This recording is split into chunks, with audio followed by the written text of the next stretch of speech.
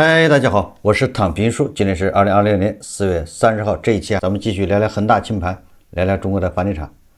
咱們先看房企的消息，這個萬科可以說是屋漏偏逢連夜雨。万科公布了第一季度季報，萬科24年、25年2年巨虧是吧？虧了13、14億元，一生一世。原以為它的计提完了，对吧？該減值的減值完了，是不是26年就好一點了呢？但是從20年第一季度這個季報來看，一點都不輕鬆。2026年第一季度，萬科實現營業收入289億元，同比下降24%，歸屬上市公司股東淨虧損59.5億元，較上年同期虧損62.4億元，減虧4.7%。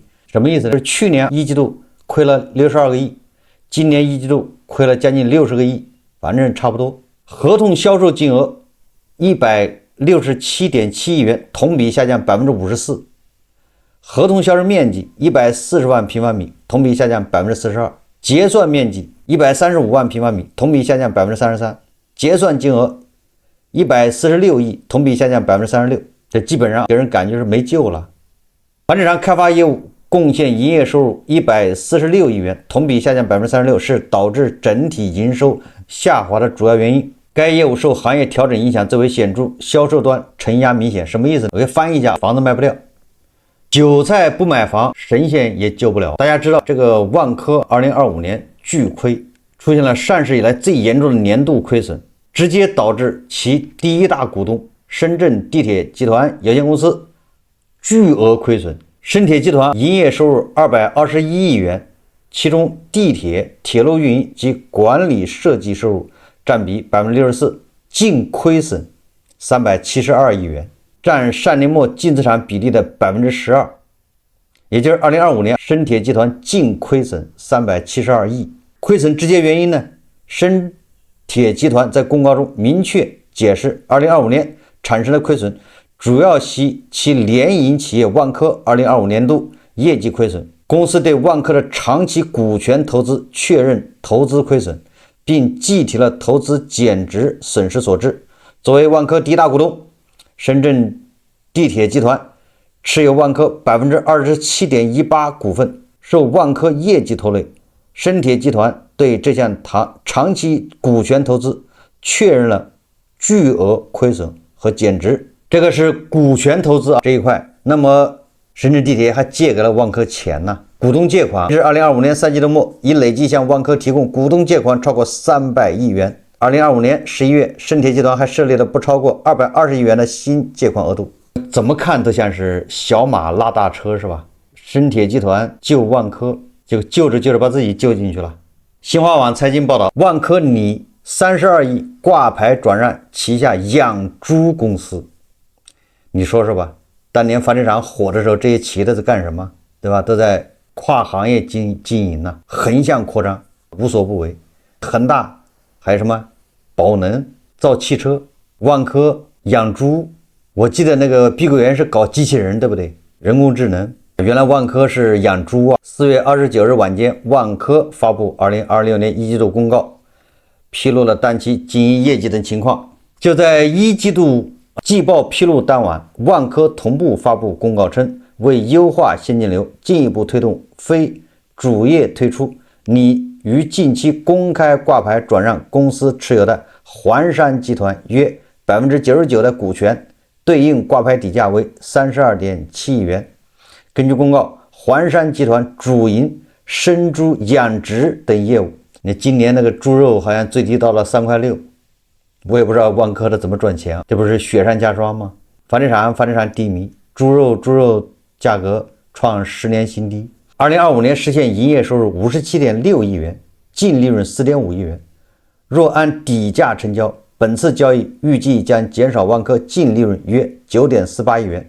交易完成後，環山集團將不再納入萬科合併報表範圍。業內人士認為，在市場調整過程中，萬科守住了保交房的底線，經營服務業務保持穩健。此次轉讓旗下非主業板塊，體現了企業聚焦主業、堅定瘦身的決心。如能完成交易，有助於減少非主業資產對資金的占用，在化險攻堅階段回籠寶貴的現金流，這叫斷臂求生，甩賣資產，沒有辦法。但即便這樣，這些都是細枝末節，就是甩賣這些資產也很難緩解啊。唯一能救這個萬科的，就是廣大的牛馬韭菜。但大家七大姑八大姨的借錢去買房，他就得救了，否則只是延緩，無非把雷往後延。五一馬上就到了，趁着五一小长假，现在廣州都出台限購政策。第一財經日報報道說，深圳五一假期前祭出新政，深圳有居住證就能買一套房。深圳楼市繼續放鬆。4月29日晚，深圳市住建局發布關於進一步優化調整本市房地產相關政策的通知，針對城市核心區域的限購政策定向鬆綁，並提高公積金貸款額度。該新政自2026年4月30日起施行。通知顯示，對於符合購房條件的居民家庭，包括深圳戶籍居民家庭，連續繳納社會保險或個人所得稅滿1年及以上非深市戶籍居民家庭，在執行現有住房限購政策基礎上，可以在福田區、南山區和寶安新區新安街道範圍內增購一套商品住房。同時，持有深圳居住證的非深市戶籍居民家庭，可在福田南山區和寶安新區範圍內購買一套商品住房。什麼意思呢？我記得這個深圳不就是福田和南山限購嗎？說外地人不能買，就沒有深圳戶口的你買不了。但現在就放開了，你要有居住證，你就可以在福田南山買一套居住證，或者是你個人所得稅交滿了1年也可以買。實際上就把繩子往下放一放，這個你說有沒有用吧？那當然有點用，但是用處不大。為啥？首先一個，它就是福田和南山这2個地方，深圳其他地方早就放開了。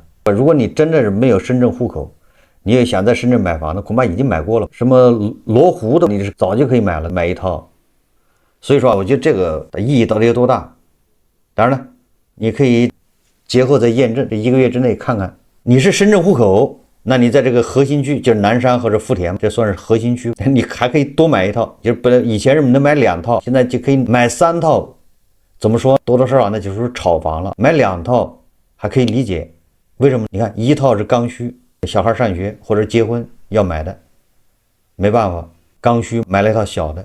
過了幾年之後，小的住着不舒服，要改善，買個大一點的，這都能理解。這就是2套，對不對？一般的說買大的，他會把小的賣掉。賣大的，這還是一套。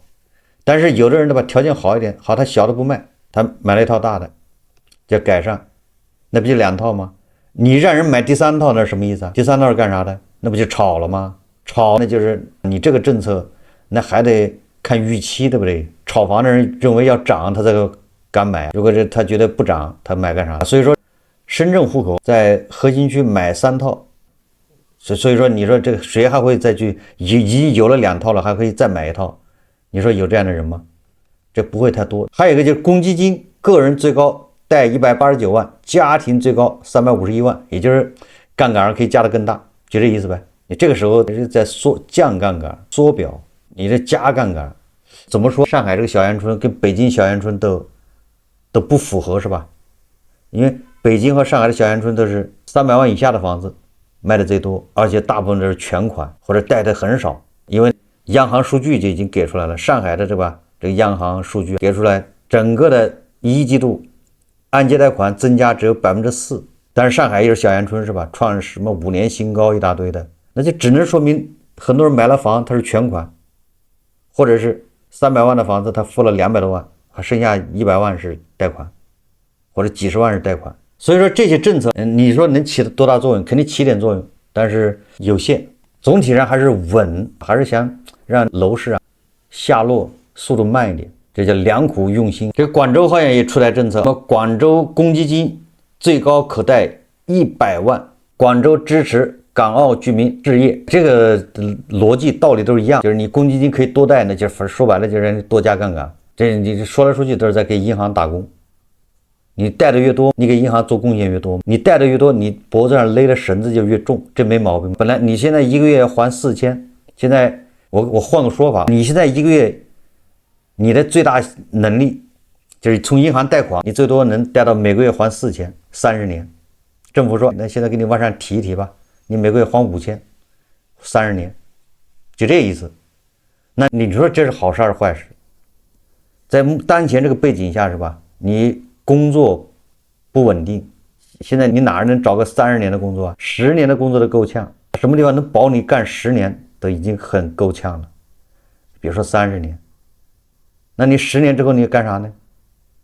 但是你這5000塊你可少不了套在脖子上，所以在當前這個背景下，你提高這個意義也不大，是吧？因為大家都不敢貸款，所以說你看央行給的數據，居民中長期貸款都是在萎縮，按揭貸款也是在萎縮啊，6大行按揭貸款都是在萎縮。你這個時候鼓勵大家貸款有什麼用？所以說這些政策基本上都不解決根本問題。我們再看看，我看今天晚上有人在轉一個文章，這個文章我看那個東方港灣的但斌好像微博上也轉發了，叫這大概是人世間最沉默也最昂貴的托付。他這個文章跟養老跟房地產都有關係，這個文章很有可能是杜撰的，也就是說很有可能是人家創作的，但是它也反映了當下一些現實。我們一起看一看，它這個標題叫這大概是人世間最沉默也最昂貴的托付。這文章說，他說我家樓上住着2位快90歲的老人，形影單只，從來沒有人來探望，進進出出也都只有他們2個。一天他們敲響我的門，問我要不要買他們的房子。我遲疑了一下，我有房子，怎麼還要買你的房子呢？他對我說，如果你買，我們只要15萬。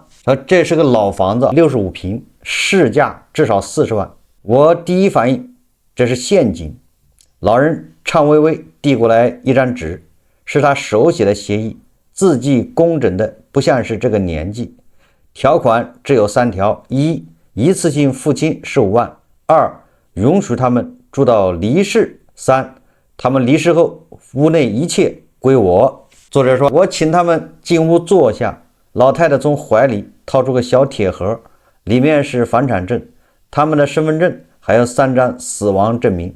一張是他們兒子的，32歲肝癌；一張是他女兒的，29歲車禍；最後一張是他們唯一的孫子，7歲白血病，死亡時間分別是2008年、2011年、2014年，每張證明邊角都被摸得發毛。老頭說，我們查過了，你沒房貸，工作穩，人實在，這錢不是房錢，他喉嚨有點啞，是身後事的押金。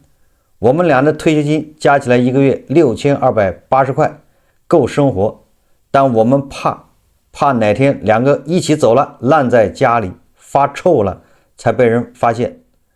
他頓了頓，說15萬你拿着證，你就有責任，你得給我們收個屍燒了，找個最便宜的格子放一起就行，剩下的錢歸你，算我們雇你。我嗓子發緊，說不出話。老太太默默從袋子裡拿出一個牛皮紙信封，推過來，裡面是分好的3摞材料。第一摞是他們常備藥清單和醫保卡，第2摞殯儀館幾個套餐的價目表，最便宜的那個8880元用紅筆圈了出來。第3摞一張存折複印件，餘額103276元，這是我們的存款，密碼寫在背面，要是醫療費不夠從這裡扣，要是剩了連同那15萬都歸你，我們簽公證。那晚我沒睡，腦子裡全是他們陽台上晾着的那2件洗得發白的舊衣服，和每天下午4點準時傳來的微弱的戲曲廣播聲。3天後，我取了15萬現金，和他們一起去做了公證。協議裡我加了一條，我有責任每周至少上樓看望他們一次。老頭簽字時手抖得厲害，按完手印，他抬頭看了我一眼，那眼神像卸下了千斤重擔。從此我每周6上午上去坐半小時，他們話不多，我就幫忙換換燈泡，修修水管。老太太有時會塞給我一包她自己曬的蘿蔔乾，日子像舊鐘擺，晃得平靜。7個月後的一個週二，我接到社區電話，老頭早上買菜回來，倒在樓道裡，沒救過來。我趕上去，老太太一個人坐在床邊，握着她冰涼的手，很平靜。她看見我說：“麻煩你了。”我按照他們圈好的套餐聯繫了殯儀館，收拾遺物時，在老頭枕下發現了一個舊筆記本，最後一頁寫着：2023年11月5日，小陳來修了廚房水龍頭，留他吃了午飯。他誇我醃的菜好吃。今天是我們麻煩他的第214天，錢沒白花，人沒看錯。老太太在老頭火化後的第37天睡夢中走了。整理他那邊的床頭櫃，裡面整整齊齊碼着這7個月我每次去看他們時帶的水果點心的包裝盒，他都洗乾淨壓平了。最下面壓着一張崭新的存折，打開是我那15萬，1分沒動，存了進去，戶名是我。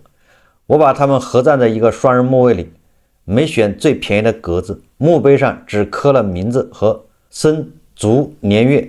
清理他們房子那天，陽光很好，我把那些舊家具都留着了。站在空蕩蕩的客廳，忽然明白，他們用15萬和一所空房子買走的不是我的錢，而是我往後幾十年裡某個瞬間想起他們時心裡那份沉甸甸的記得。這大概是人世間最沉默也最昂貴的托付。就是這麼一篇小短文，這個文章還是比較感人的，但是大概率是編造的。但是它反映了一個什麼？反映了當下一些老人的困境。為什麼我說他這個是編的？因為第一個，這个老人說他們查過了，說作者沒有貸款，沒有房貸，這個一般人做不到。我在想，我鄰居要查我有沒有房貸，他怎麼查？他一沒有我的身份證號，那恐怕頂多知道我名字。怎麼查？就是有身份證號，他也不是他想查就能查的。我名下有貸款，那只有法院或者銀行。這第一個，這就不太像的地方。第二個什麼呢？第二個，老頭在樓道裡起不來了，那一般的是120來搶救，一般的是拉到醫院去了，死也在醫院死，進了醫院的太平間，去火葬場。一般的這個流程，除非你是在躺床上自己嘎的，你只要是搶救。打了120什麼的，那就肯定是送到醫院了。這也有例外，但是我覺得這都不合理的地方。還第三個就是把他的15萬存在了銀行，而且用的是他的名字，這個好像去銀行存錢也做不到。我要拿10萬塊錢存到你的卡上，你存到一個存折用你的名字，這個開戶也挺難的。這些反正都是不太符合邏輯的地方。但是他寫的這些事情，按我們這個說法，這事情肯定是有的。還有一個這個不符合邏輯的地方，老兩口子只有孫子，那按理來說他應該還有個媳婦，那媳婦是怎麼着？離婚了嗎？離婚了，那也得有離婚證。如果沒有這些東西，那他這個遺產到時候都是個問題，就有糾紛。我為什麼這個事情是發生？可能是來源生活高於生活啊，是因為以前咱們節目介紹過，北京應該是一個農村的，是昌平還是平谷農村的一個大爺，他自己沒兒女，他是一個人，但是他有兄弟那邊有孩子，也就是他有旁系親屬，但是他跟旁系親屬關係不太好，他就跟他鄰居的家關係不錯，是這樣的。那個大爺就跟鄰居簽了個協議，他養老由那個鄰居來幫他養，他每天就在他鄰居家吃，鄰居家還給他過生日，生病送他去看等等。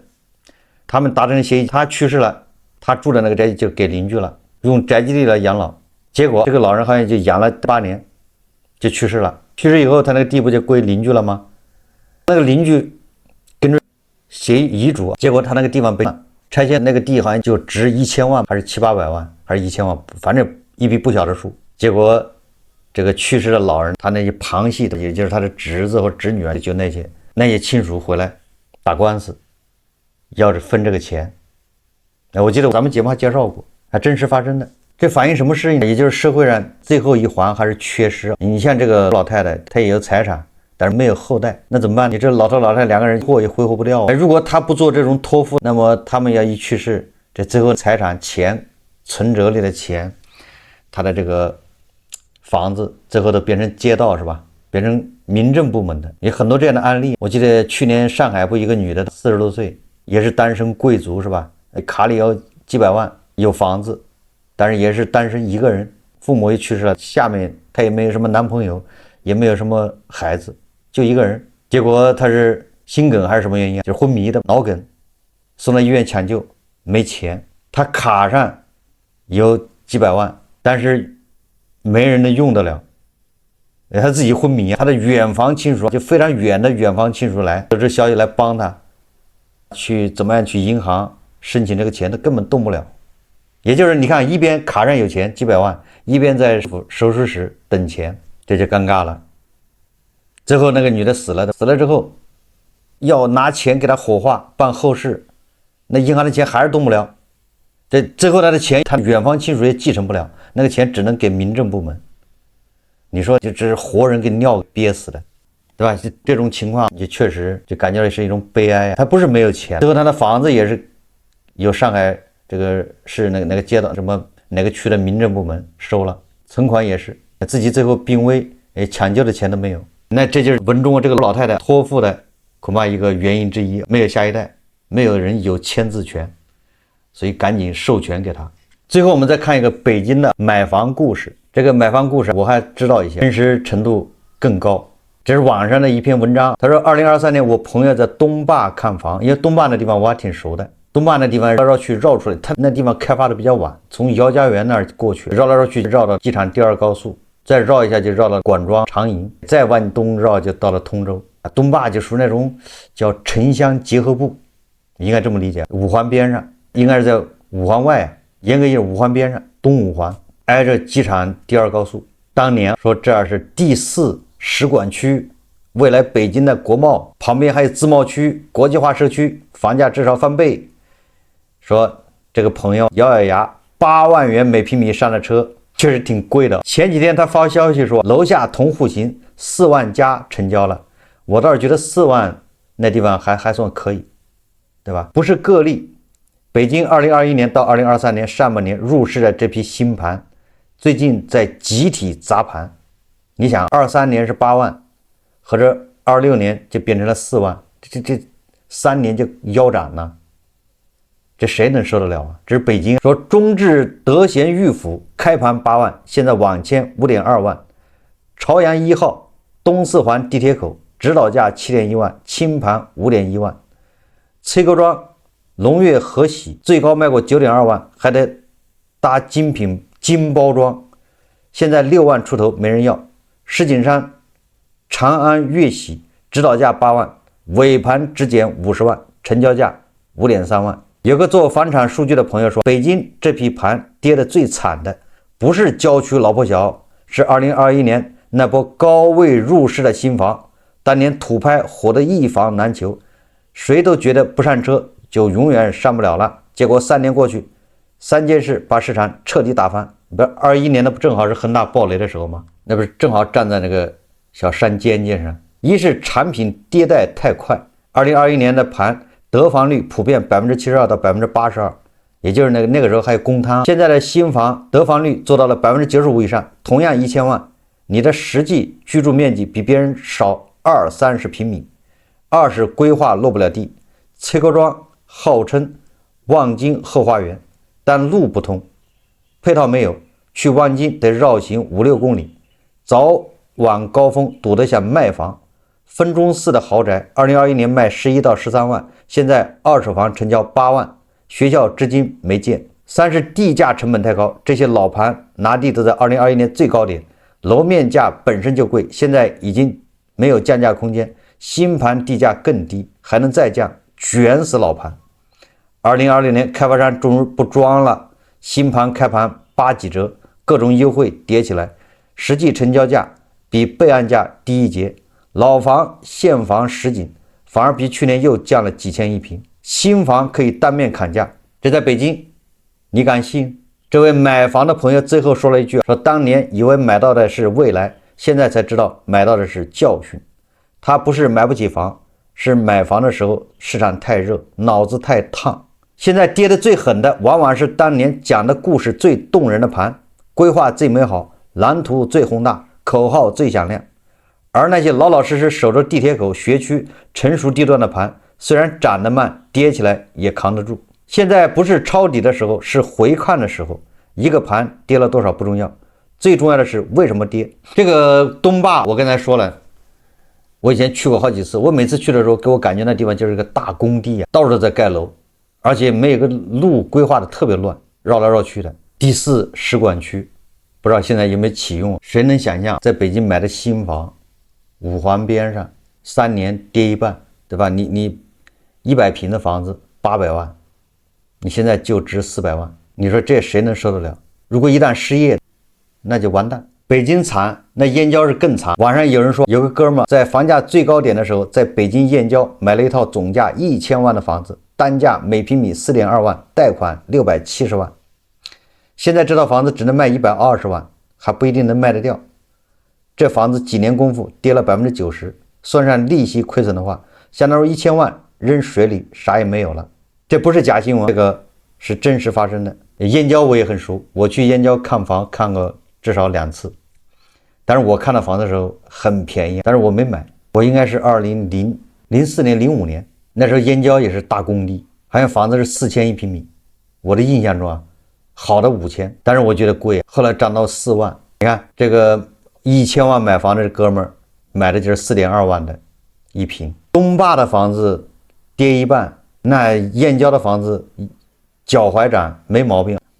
有些網友恐怕還能記得當年最火的時候是各個明星，我記得什麼演乾隆演紀曉岚的那男的，還有什麼反正一大班明星都在燕郊買別墅，他們在燕郊買別墅，我估摸着恐怕就是這些1000多萬一套，現在跌到100多萬。胡錫進老師趕這個熱潮，在燕郊房子最火的時候跑到這個大廠買了一套，現在也砸手上了，恐怕也是腳踝斬了。不過胡錫進老師他扛得住啊，對他來說這是小意思，不影響他吃，不影響他喝。好，這期節目啊，我們就聊到這裡，感謝大家收看。如果喜歡我的節目，歡迎訂閱轉發，也可以在下方留言評論，謝謝大家。